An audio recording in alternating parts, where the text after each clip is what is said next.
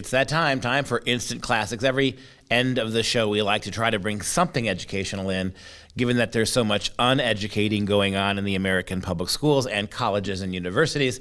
So we've been looking at all week at Gustave Dore. Now, let me clarify something. Dore is something that, for some reason, he has become known by the last name Dore. Sometimes you see it spelled differently with an accent.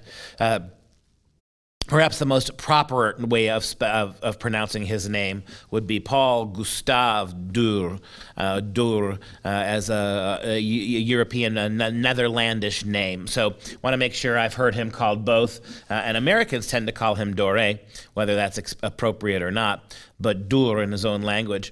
He is one of the great wood engravers in the history of art, all of art, and he has done wonderful series of the Bible, which we looked at, of Dante's Inferno, which we looked at. I'd like to share another one with you today. This is from Milton's Paradise Lost. Take a look at this woodcut. This is a remarkable image.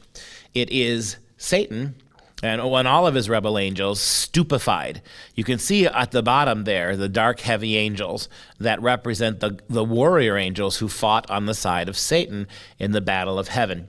The light coming from the back of the picture at the top, that's obvious heaven, and that's obvious the light that is generated by God's presence. And you see one of the good angels, one of the loyal angels, swooping at the very top of the picture into the scene. He has stupefied. That's most likely Michael the Archangel, who took Satan on in single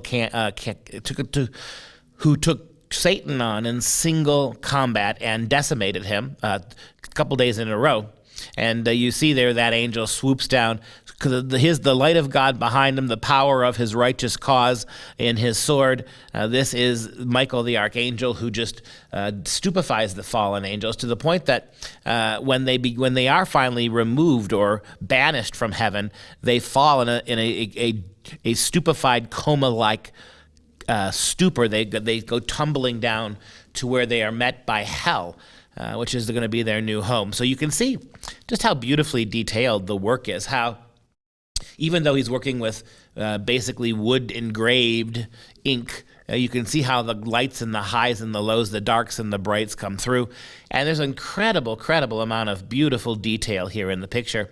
And for Paradise Lost, as for Dante's Divine Comedy, and as for the Bible, and his many other commissions, he did dozens of these pictures for each of those great works. You can follow the story through his pictures. It's quite lovely.